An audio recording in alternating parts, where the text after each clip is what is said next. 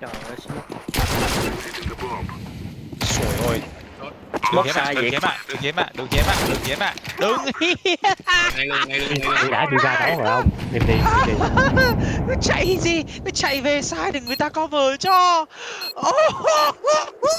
Nguyên ghê. Jesus Cứ Christ. lạy trời lắm ơi. Tôi không có Cứ chạy chạy đâu. về sai. Cứ chạy về sai giùm tôi.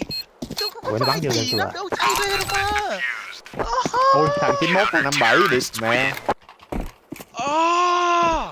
Rồi đó vào không nên núp. Kiểu nếu smoke trên em này xong mình chạy ra nhìn thẳng luôn. Núp rồi đó.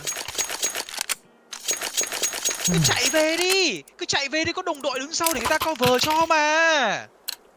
Sao ông phải đi cương lên bắn nhau mà trong khi đó cái góc như vậy ông có bắn được đâu. Nó khổ quá. Rất mít Cười rồi. cười cái gì.